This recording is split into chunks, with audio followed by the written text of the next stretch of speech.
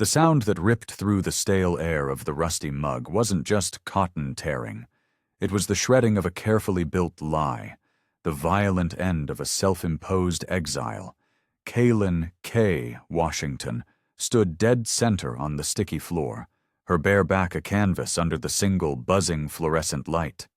And etched across her dark skin in stark black ink was the one symbol that stopped every goddamn heart in the room.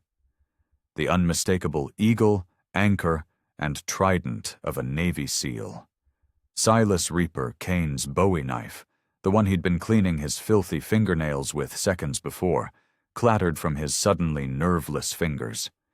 His face, a mask of arrogant cruelty a moment ago, collapsed into something raw and primitive. It was fear. Pure, unadulterated terror. The air grew thick enough to choke on, heavy with the stench of cheap beer, stale smoke, and shattered machismo. 40 pairs of eyes were glued to the black woman who had just detonated their entire understanding of the food chain. What the hell are you watching right now? You're watching the moment a predator became prey. Before we dive into the blood and chaos of what comes next, do me a favor. Obliterate that like button down below and subscribe, because you are not going to want to miss a single second of this. And comment, hell yeah, if you're ready to see a bully get exactly what's coming to him. Now, to understand why a single tattoo could turn a bar full of hardened bikers into a room of terrified statues, we have to rewind the clock. We have to go back 8 months, to the day Kaylin Washington first walked through these doors, a ghost carrying secrets heavy enough to sink a battleship. 8 months prior, Kaylin polished a pint glass with a sniper's focus.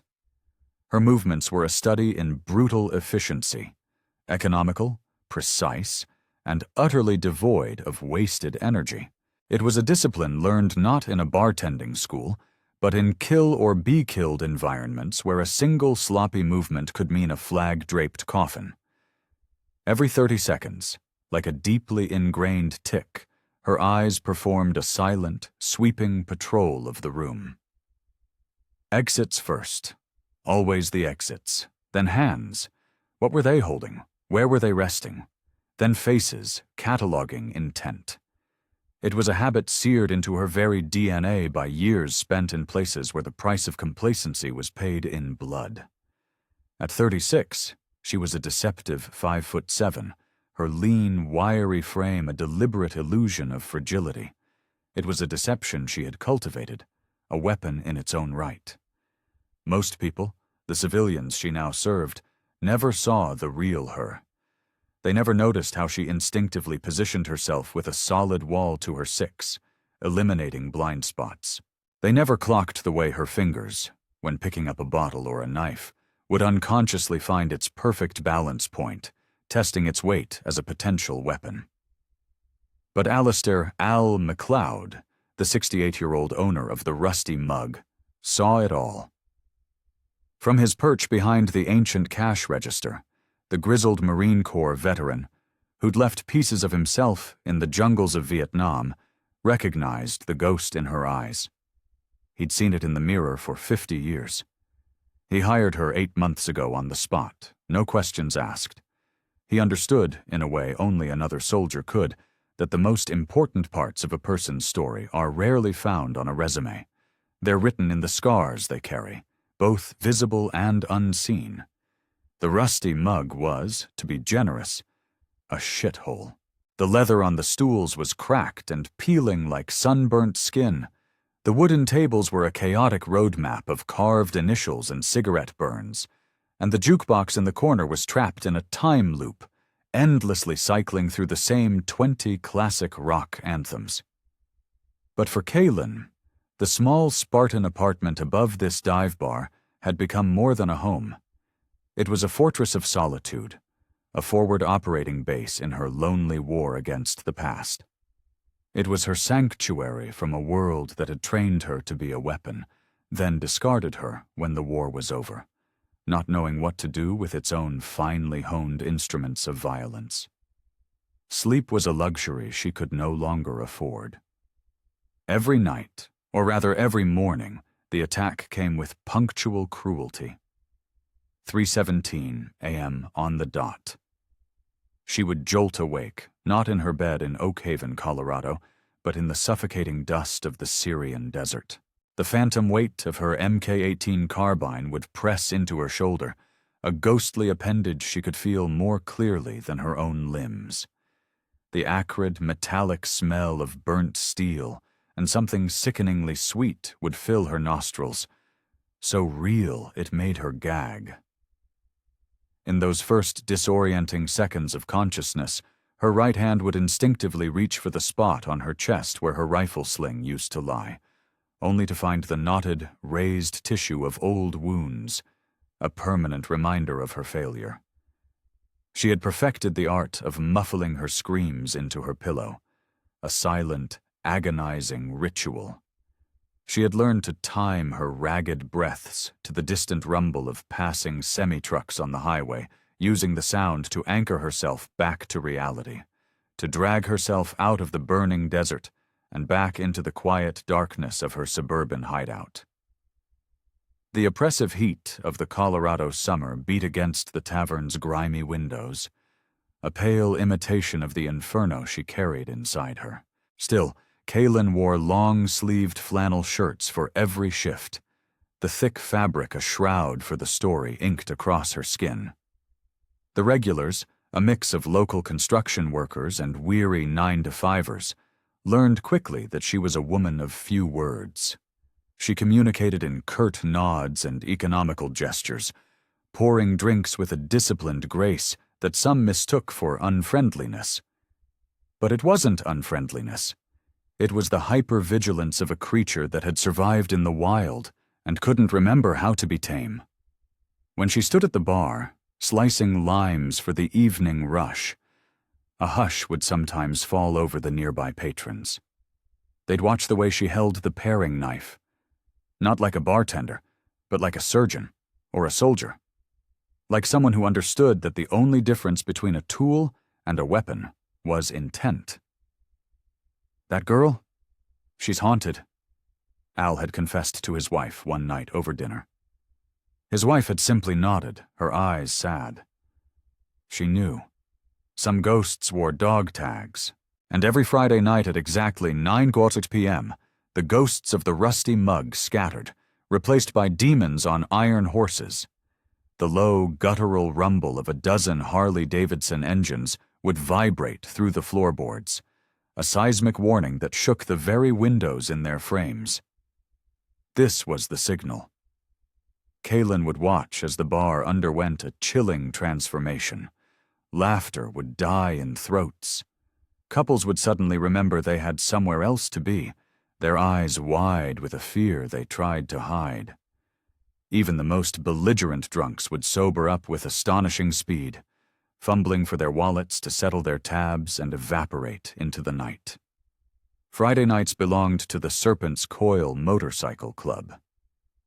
It had been this way for 4 years, ever since their leader, Silas Reaper Kane, a man whose soul was as black as his leather vest, decided that Al's humble bar would be a new revenue stream. It was protection money, a classic extortion racket for a threat that only they posed. And every Friday, Al would perform the humiliating ritual. He would count out $600 in crumpled 20s and 10s, his gnarled, arthritic fingers trembling as he slid them into a plain white envelope he kept ready under the counter. It was his insulin, the dose he had to take to prevent a much more violent sickness. Kaylin observed this grim transaction from her post behind the bar, her jaw clenched so tight she could hear her teeth grinding, but her hands remained rock steady. She had learned the hard way in the field that survival was often a brutal calculus of choosing which battles not to fight. That resolve had been pushed to its absolute limit last week. Silas had made an example of Mr. Park, the elderly Korean man who ran the electronics repair shop 3 blocks down. His protection payment was 2 days late. Kaylin had been out back, dumping a bin of empty bottles, when the screaming started. She saw it all from the alley, She saw Silas drag the old man into the street, saw his steel-toed boot connect with Mr. Park's ribs with a sickening wet thud. Again and again and again. The rest of the Serpent's Coil had laughed, filming the brutal assault on their phones like it was a cheap form of entertainment. Every cell in Kaylin's body had screamed at her to intervene. Her muscles coiled, her training surging to the forefront of her mind, 1,000 lethal techniques begging to be unleashed. But she had forced herself to stay in the shadows, to melt back into the darkness of the alley. She had forced herself to remember why she was here, in this town, in this life. She couldn't afford to be noticed. She couldn't afford to be found. The guilt from that moment of inaction had become a fresh wound, another scar layered on top of a soul already crisscrossed with them. Later that night, as she was sweeping up broken glass inside, she'd bent down, and the collar of her shirt had shifted. It was just for a second, but it was enough for Al to see the jagged, puckered scar that ran along her jawline, a brutal souvenir from an ambush outside of Manbridge that she usually kept carefully concealed beneath her hair. He hadn't said a word. He didn't need to. Their shared glance was a conversation in itself. Now, the familiar, ominous roar of the motorcycles grew closer, a promise of impending violence. Kaylin felt that old, familiar tightness constricting her chest, the combat-honed hyper-vigilance that had kept her and her team alive in Syria, now making her hands tremble as she stacked clean glasses behind the bar. Across the room, Al's weathered fingers fumbled as he prepared the envelope of blood money. For a fleeting moment, their eyes met. It was a look of shared understanding between two warriors from two different, forgotten wars, recognizing the same invisible weight on each other's shoulders. But something was different tonight. Kaylin could feel it. The air in the bar tasted wrong, metallic and sharp, like the moments before a lightning strike, the taste of ozone, blood, and spent gunpowder. Her instincts, the ones that had screamed at her to dive for cover seconds before an RPG struck her vehicle, were now screaming at her again. A silent, internal klaxon she had learned, through immense pain, never to ignore. What was about to happen would not just break her 8 months of carefully constructed anonymity. It would shatter it into a million irreparable pieces. But Kaylin didn't know that yet. All she knew, as the first biker kicked open the tavern door, was that her hands had suddenly stopped shaking. And that, she knew from bitter experience, was a very, very dangerous thing. A dozen Harleys, chrome gleaming menacingly under the streetlights, swarmed the parking lot like a pack of mechanized wolves. Silas Kane dismounted first, a mountain of a man at 6'3", wrapped in cracked leather and simmering rage. His arms, covered in a tapestry of prison tattoos that chronicled a life of brutal violence, seemed to carry a weight of their own. He didn't open the tavern door. He kicked it, the wood splintering around the lock as it slammed against the interior wall. The sound was a declaration of war. He savored the effect. The immediate, terrified silence, the way every customer's gaze immediately dropped to the floor, to their drinks, to anywhere but him. Behind him, his second in command, a brutish man known only as Cutter, and 10 other members of the Serpent's Coil fanned out, forming an intimidating perimeter. They moved with a practiced arrogance, their presence sucking the very oxygen out of the room, transforming the cozy neighborhood bar into a claustrophobic cage. Silas cracked his scarred knuckles, a sound like dry branches snapping, that made Al visibly flinch from behind the bar. "Well now, Alistair," Silas's voice was a low, gravelly rumble, dripping with the kind of casual cruelty that comes from a lifetime of never being told no. He grabbed a nearby bar stool, not to sit on, but to hurl across the room where it smashed into the jukebox, silencing Creedence Clearwater Revival mid-guitar solo. He surveyed the remaining few terrified patrons with a predator's satisfaction. Looks like you had a busy night. A real profitable night. Which makes me think, you've been holding out on me, you old bastard. Al's hands trembled so violently, he could barely push the white envelope across the polished surface of the bar. $600. Money that was supposed to go to his wife's medical bills. It felt like he was handing over a piece of his own soul. That's everything we agreed on, Silas. The full amount.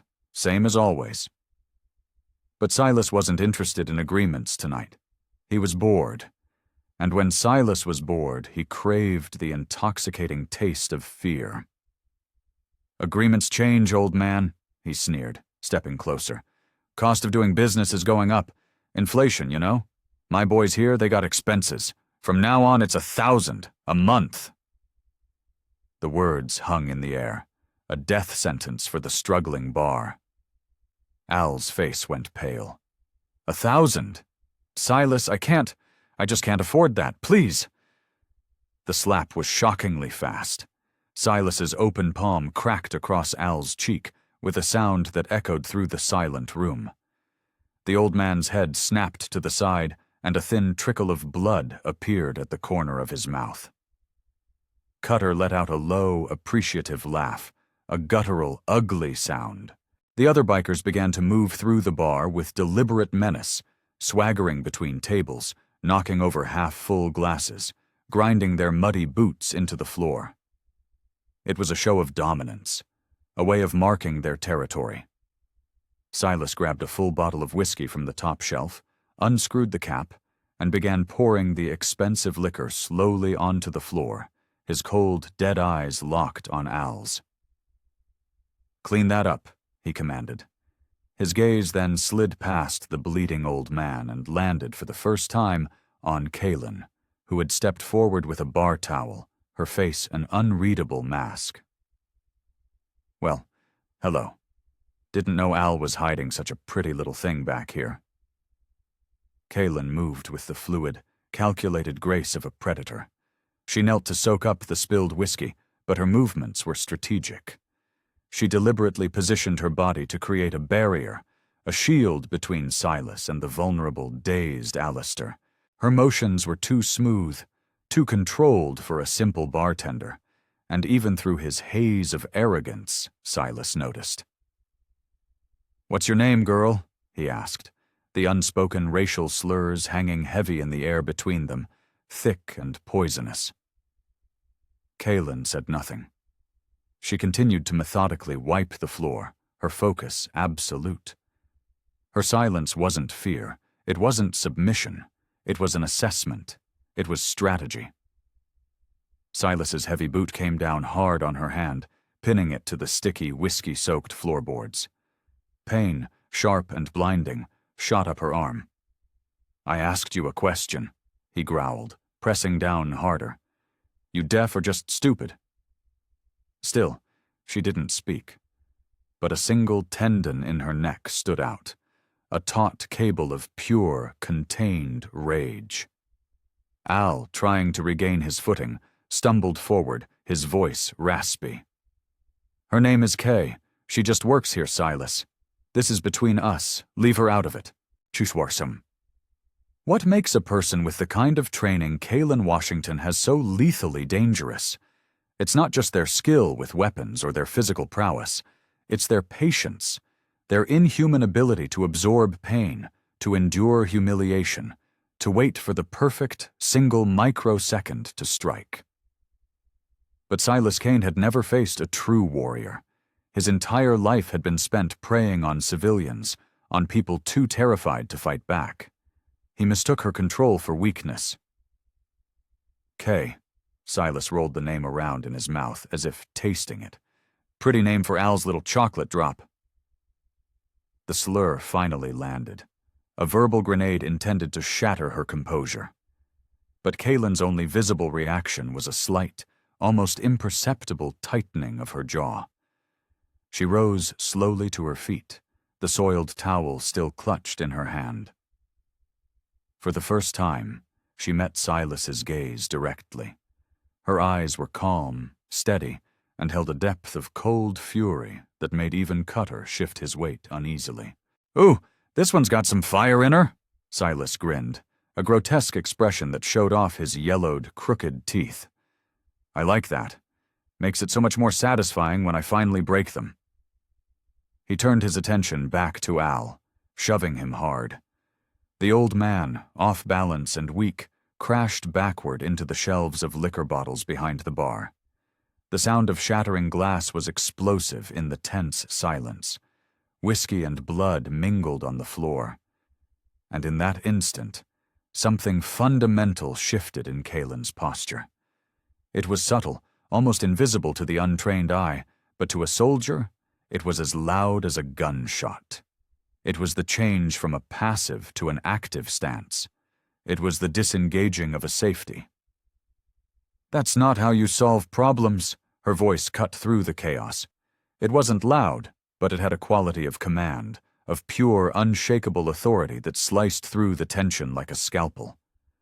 Every single person in the bar, biker and patron alike, froze. Silas's face cycled through a series of emotions: genuine surprise, then dark amusement, and finally incandescent rage. Did this bitch just tell me how to run my business?" Cutter and the others instinctively closed ranks, forming a tighter, more menacing circle around them. Hands began to drift towards the hilts of knives and the bulges of concealed firearms under their vests. But Kalen didn't move. She didn't even blink. She just held Silas's murderous stare with a terrifying calm, the kind of calm that comes only from having faced death so many times you've come to find it boring. "I said." Silas took a step forward, his massive frame looming over her, trying to intimidate her with sheer size.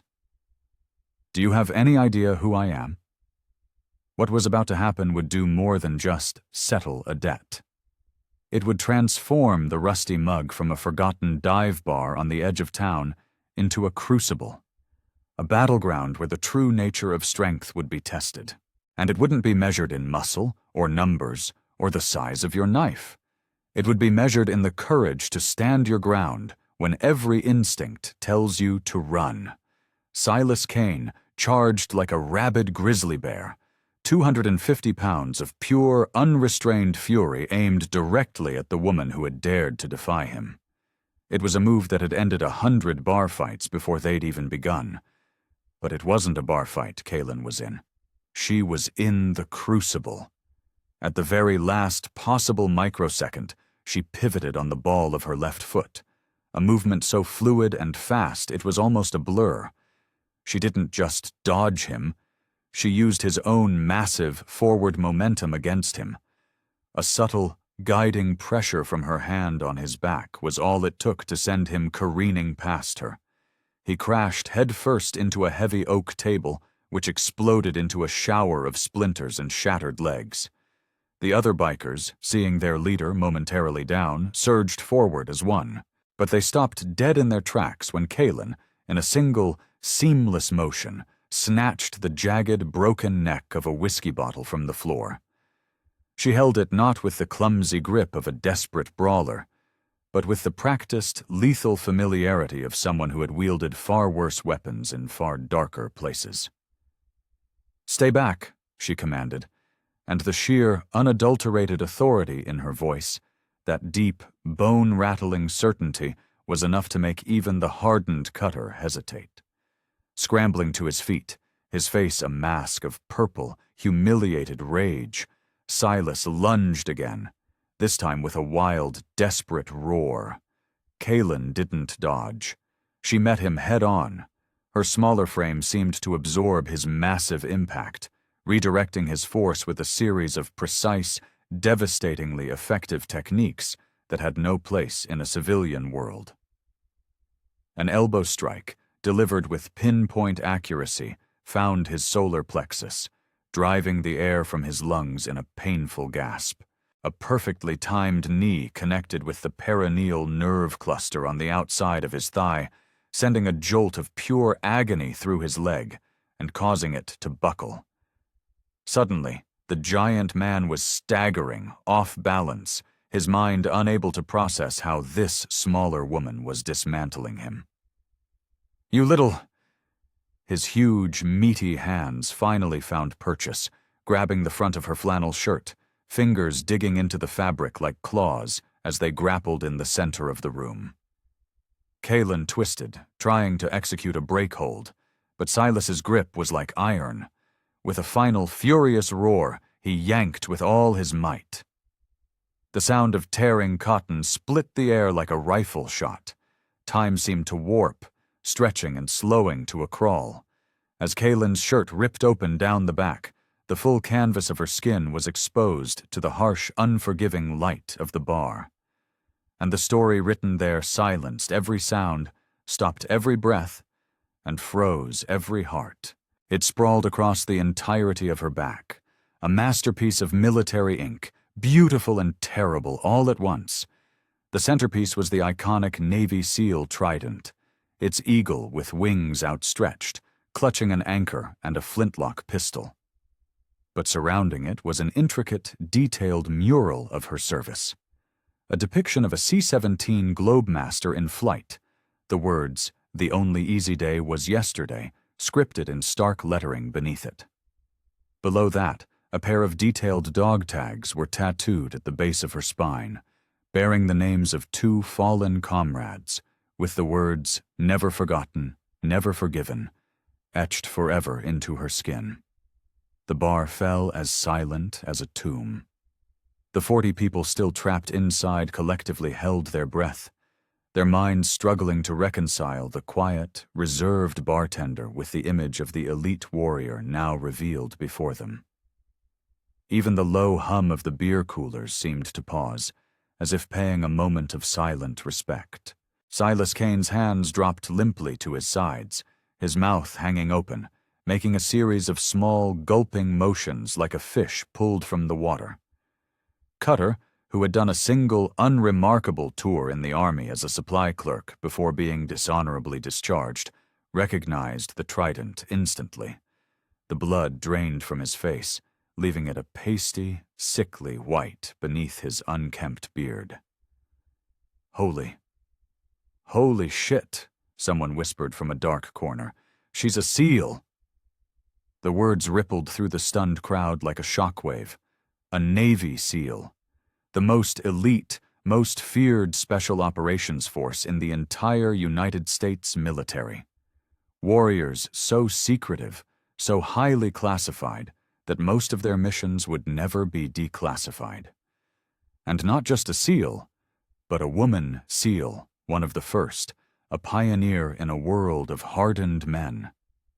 The quiet bartender who served them beer had walked through hellfire they couldn't even begin to imagine. But Silas Kane had built his entire identity, his entire criminal empire, on the foundation of never backing down. His pride, a toxic and fragile thing, wouldn't allow him to process what he was seeing.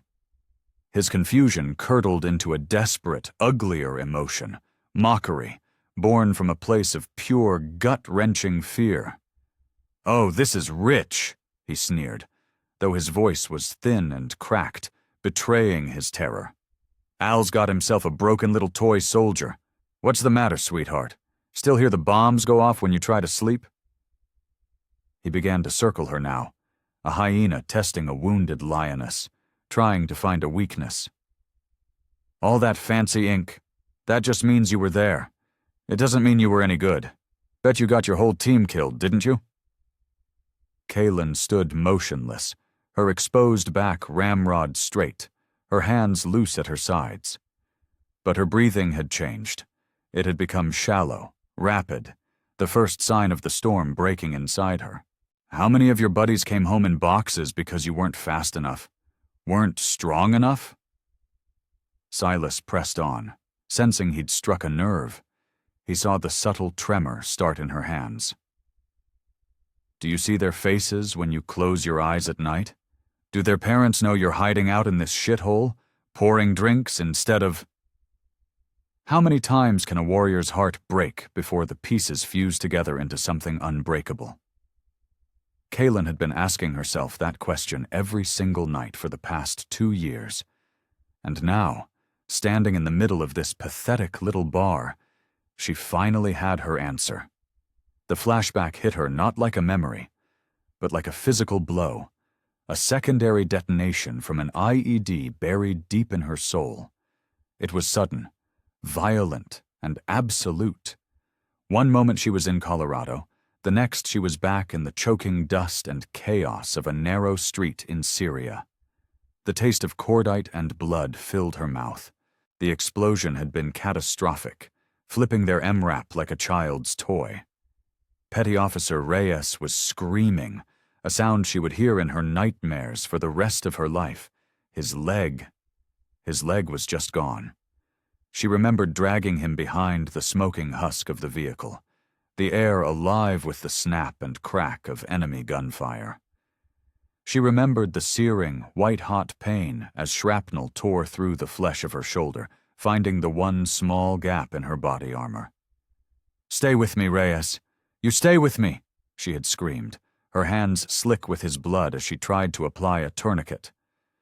But there were too many wounded, not enough hands, not enough time. The medevac was taking heavy fire, unable to land.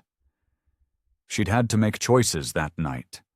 Unspeakable, impossible choices about who to save first, who had the better chance.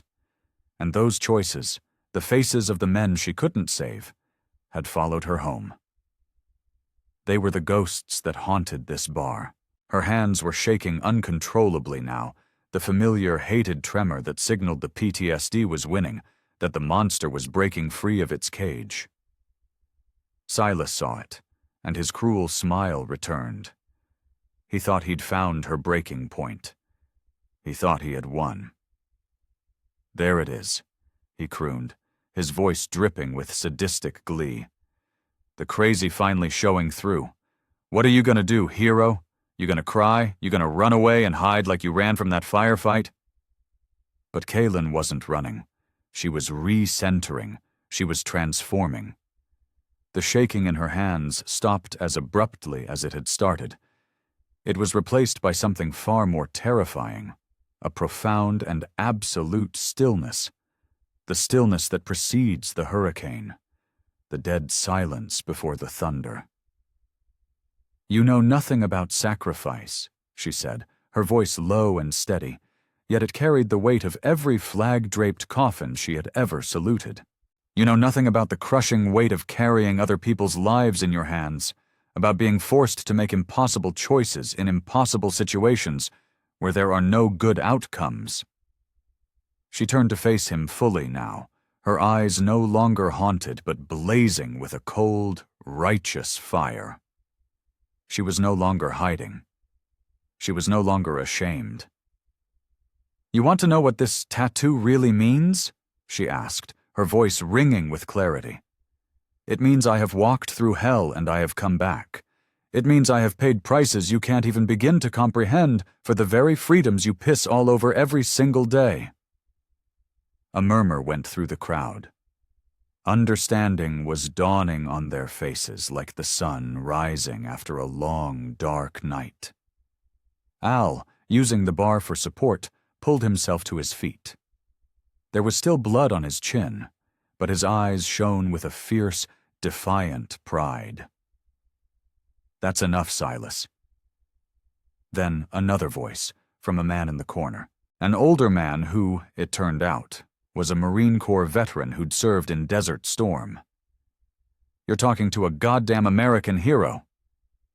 Suddenly, other people found their voices, their courage ignited by Kaylin's defiance. "She was serving our country while you were cooking meth in your trailer," a woman shouted. Even Cutter looked deeply uncomfortable, his worldview fracturing before his eyes. But Silas's rage, cornered and humiliated, had nowhere to go but forward. His hand flashed to his belt, and suddenly a 6-inch serrated Bowie knife was in his fist, its edge gleaming in the dim light. It was a blade that had ended arguments and lives before. I don't give a flying fuck what uniform she wore, he snarled, his face contorted in a mask of pure hatred. In here, I'm the only authority that matters. What happens when an unstoppable force of pure, ignorant rage collides with an immovable object of courage and conviction? The rusty mug was about to find out. The knife sliced through the air, aimed directly for Kaylin's throat. But her hands, her body, moved with a speed that was not quite human. It was muscle memory forged in the crucible of 1,000 life-or-death training scenarios, honed to a razor's edge in the chaos of real-world combat.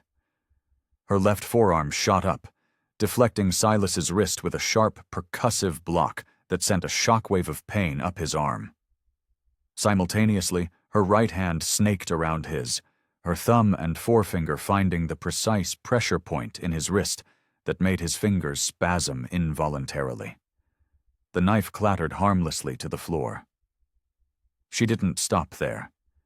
Continuing the fluid, devastating motion, she used his own forward momentum, twisting her hips and dropping her center of gravity. It was a textbook hip throw, executed with such brutal perfection it would have brought a tear to her hand-to-hand combat instructor's eye.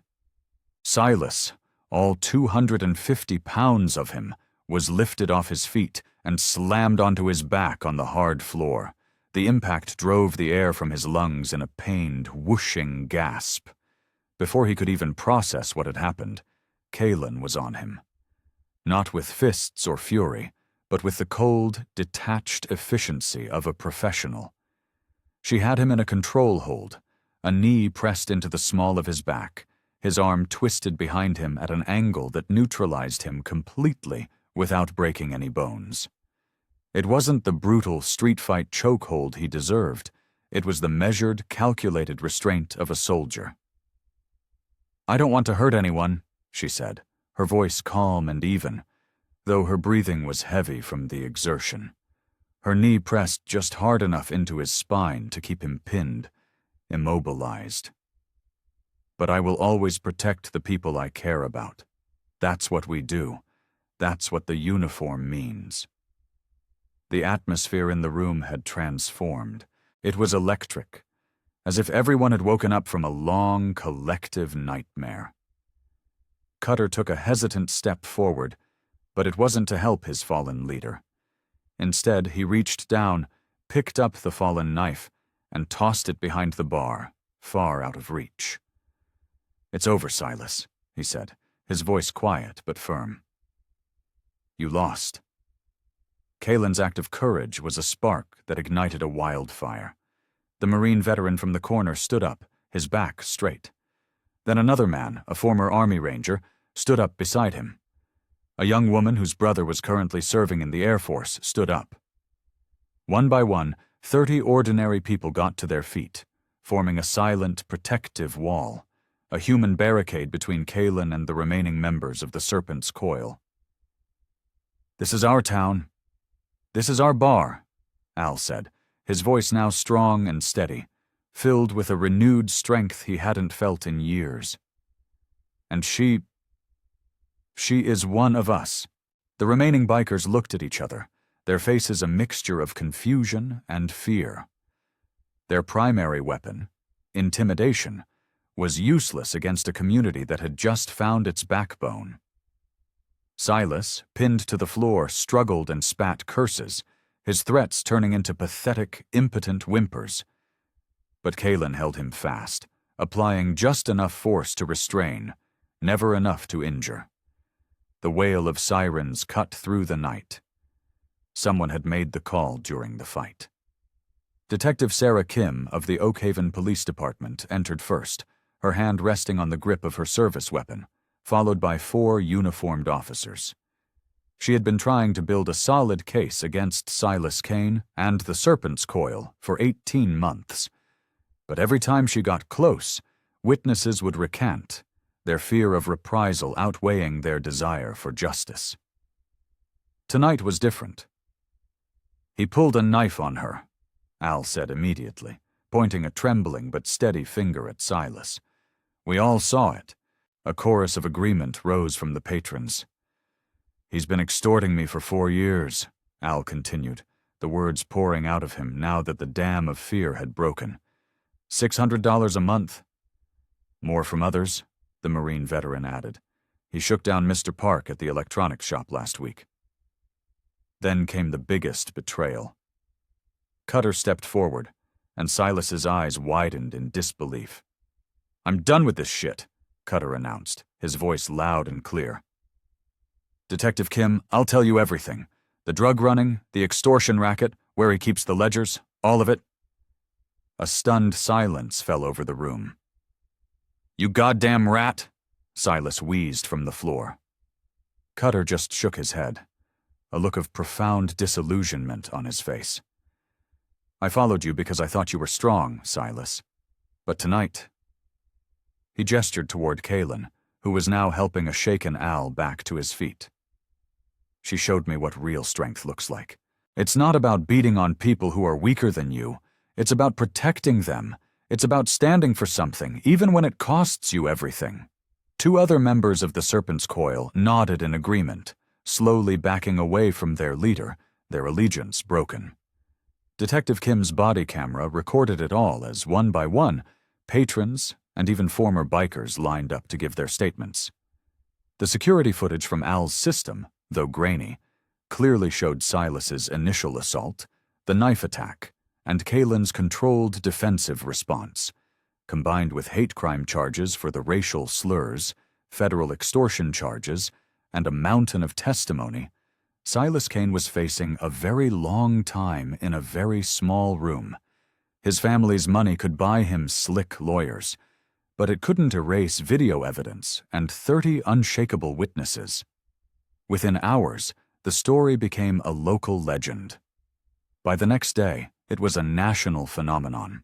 The headline, "Female Navy SEAL Veteran Defends Bar Owner from Racist Biker Gang," went viral.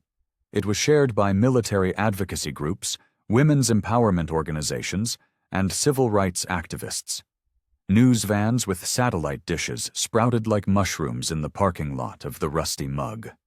But Kaylin Washington wasn't hiding anymore.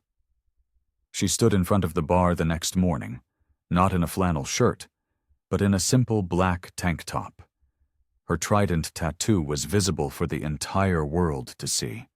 She stood tall, looked directly into the cameras, and spoke her truth into a dozen microphones. "For 2 years, I tried to hide who I was. I thought the things I'd been through, the scars I carried, made me weak. I thought I had to disappear. But I was wrong. Real strength isn't about hiding your wounds.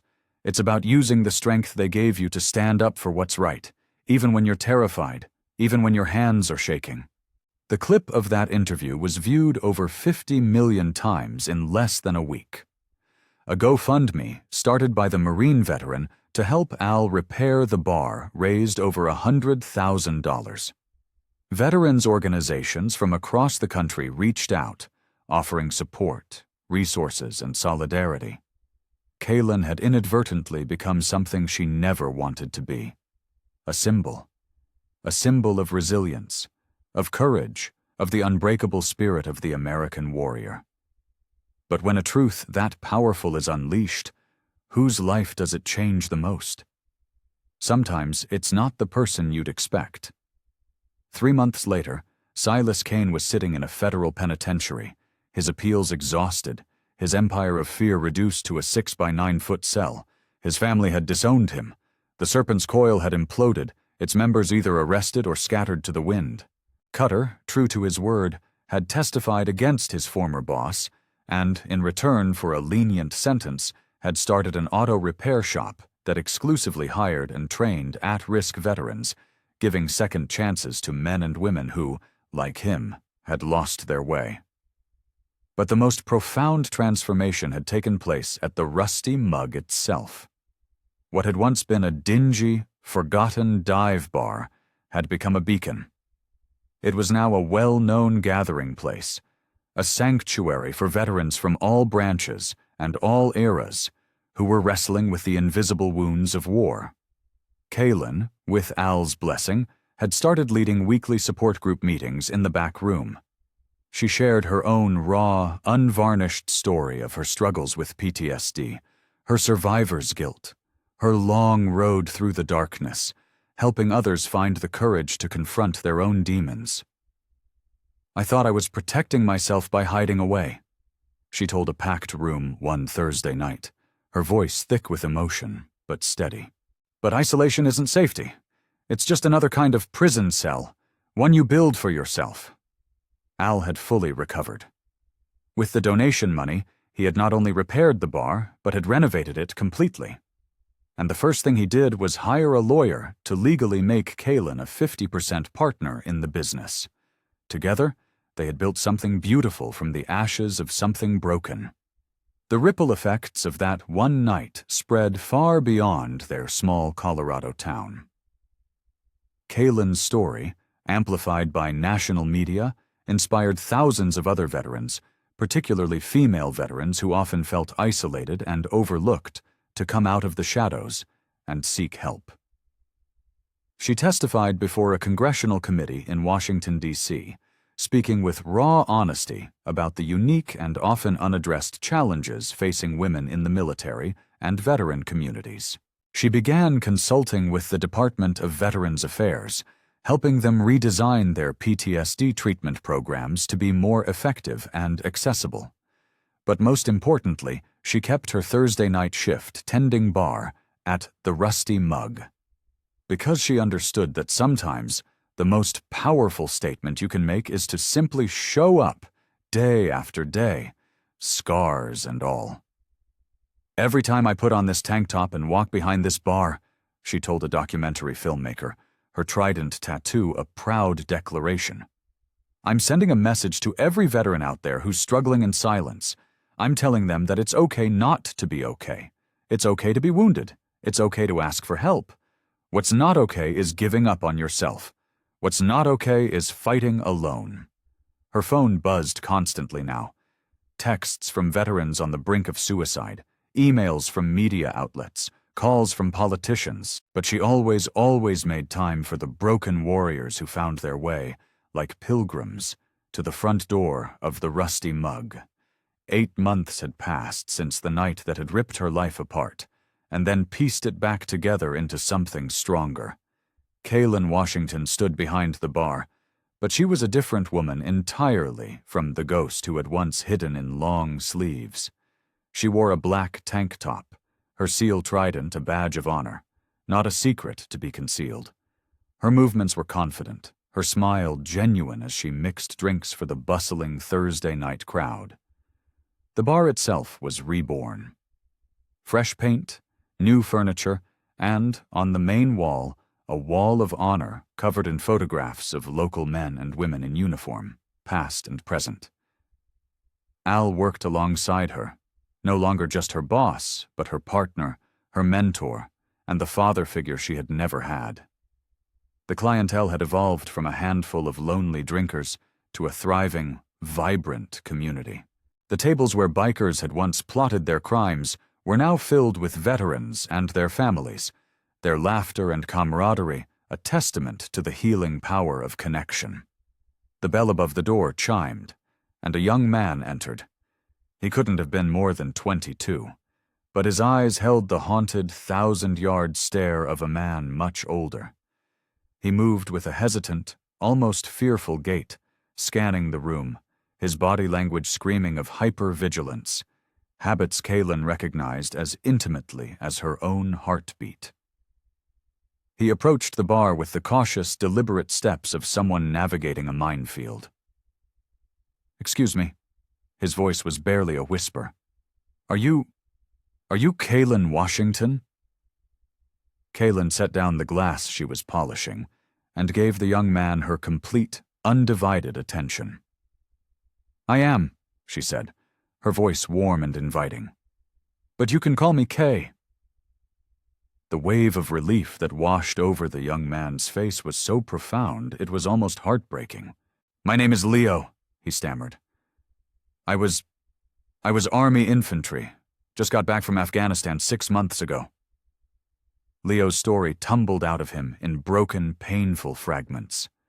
The IED, the ambush, the friends he couldn't save, the nightmares that made him terrified of closing his eyes, the bottle of pills in his glove compartment that he'd been staring at for the past 3 days. "I saw your story on the news," he said, his eyes welling with tears. "My sister sent me the link.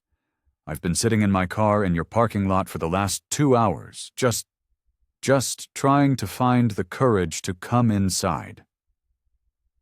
Without a word, Kalen came around the bar, gently placing a hand on his shoulder and guiding him to a quiet booth in the corner. "8 months ago, Leo," she said, sitting across from him, her gaze direct and compassionate. "I was right where you are. I was hiding from my own shadow. I thought my scars, the ones on the inside, made me weak. I thought they were a sign that I had failed." She rolled up the sleeve of her shirt, revealing the gnarled, puckered shrapnel scars that marred her forearm. "But these aren't signs of failure, Leo. They are proof of battles survived. They are maps of where we have been." Leo unconsciously traced a hidden scar on his own arm. "I can't stop seeing their faces," he whispered, "the ones who didn't make it back." Kalen reached across the table, her hand covering his. It was a connection from one warrior to another. "They never leave us," she said softly. "But we have a choice. We can let them drown us, or we can choose to honor their memory by living, by fighting for the peace they never got, by helping the next soldier who comes home broken." Al appeared at their table with 2 steaming mugs of coffee, his presence a silent, comforting reassurance. He gave Leo a nod of deep, unspoken understanding before returning to his post behind the bar. "You know the most important thing I learned?" Kalen continued. "True strength isn't about how well you can hide your wounds. It's about having the courage to show them so that others know they're not alone in their fight." She gestured around the bustling bar, where several small groups were engaged in deep, earnest conversation. "Half the people in this room tonight are veterans or their family members. We've built something here, Leo, a safe harbor, a place where you don't ever have to pretend that you're okay when you're not." For the first time since he walked in, a tiny bit of the tension left Leo's shoulders. "My family, they try, but they don't understand," he said, his voice cracking. "They just want the old me back, but that kid, he died in a dusty field in Kandahar." Kalen's response was forged in the fires of her own hard-won healing. "You can never go back, Leo, but you can go forward. And the good news is you don't have to do it alone anymore. Have you ever wondered if the darkest, most painful moments of your life could somehow become your greatest source of strength?" Kalen Washington had found the answer to that question. And now, her new mission was to pass it on. The transformation of the rusty mug became a national model. What began as one woman's defiant refusal to be a victim had blossomed into a grassroots movement. They now hosted multiple support groups a week, organized job fairs for veterans, and even provided free family counseling sessions with volunteer therapists. The Rusty Mug model was being replicated in a dozen other cities across the country, with Kalen and Al consulting via video calls, sharing their blueprint for building communities of healing. Detective Sarah Kim was a regular now, not as a cop, but as a friend. She walked in one evening, a wide grin on her face. "Kay, I've got incredible news," she announced, her voice filled with excitement.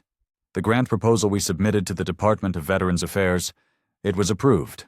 They're funding a national rollout of the program. They're calling it the Beacon Initiative." The entire bar erupted in cheers.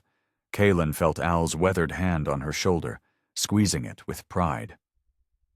"From one small act of courage," Kim continued, her eyes shining, "you've created a nationwide movement. They want you to head it up, to be the national coordinator." Leo, who had been listening from his usual seat at the bar, looked at Kalen with pure awe. "You did all this, Kay." Kalen shook her head. a humble smile on her face. "No," she corrected him. "We did this. Every single person who chooses to stand up instead of hide, who decides to share their story instead of suffering in silence. They are all a part of this." Just then, her phone buzzed. A Washington, D.C. area code. "This is Kaylin, Washington." There was a pause, and then a familiar voice from the news. "Miss Washington, this is Senator Patricia Williams, the mother of Petty Officer Reyes. I'd like you to testify before the Senate Armed Services Committee. I want them to hear, from you, what needs to be done to fix our broken system for veteran mental health care." Kaylin's hand trembled slightly as she held the phone, old habits dying hard. But her voice when she spoke was as steady as steel. "I'll be there, Senator." As she hung up, Al raised a glass. "To Kaylin, Washington," he roared, "who taught us all that true strength isn't about running from your demons, but in turning around and facing them head on." Glasses clinked throughout the bar, but Kaylin's mind was already on the next mission. There were still thousands of Leos out there, sitting alone in their cars, hiding in the dark. Her war wasn't over. It had just moved to a new battlefield. The final image was one of profound, simple beauty. Kaylin stood behind the bar she had helped build, her trident tattoo visible, a symbol not of violence, but of survival and hope. She was surrounded by the community she had fostered, the family she had chosen. Leo was now co-leading the new arrival support group, paying forward the gift of hope he had been given. Above the door, a new, hand-carved wooden sign hung proudly. "The Rusty Mug. All are welcome. No one fights alone." Because sometimes, the most powerful revolutions don't begin with armies or governments. They begin with the quiet, unshakable courage of one person who refuses to hide their truth any longer. Her phone buzzed again. A text from a number she didn't know. "Is this Kay? My buddy gave me your number. I'm not doing so good." It was another veteran in crisis, another chance to turn pain into purpose. She began to type her reply without a moment's hesitation. "This is Kay. You're not alone. I'm here. Let's talk." The cycle of healing continued, each act of courage creating ripples of hope that would touch countless lives for generations to come. True strength, she had finally, truly learned, wasn't measured in the battles you won, but in the fellow warriors you helped bring home from the war inside. What you just saw was more than just a story. It's a testament to the power of resilience and community. There are heroes walking among us every day, fighting battles we know nothing about. So be kind, be aware, and be supportive. If this story touched you, please hit that subscribe button, leave a comment below sharing your thoughts, and share this video with someone who needs to hear it. Because you never know whose life you might change. Until next time, stay strong, and remember, no one fights alone.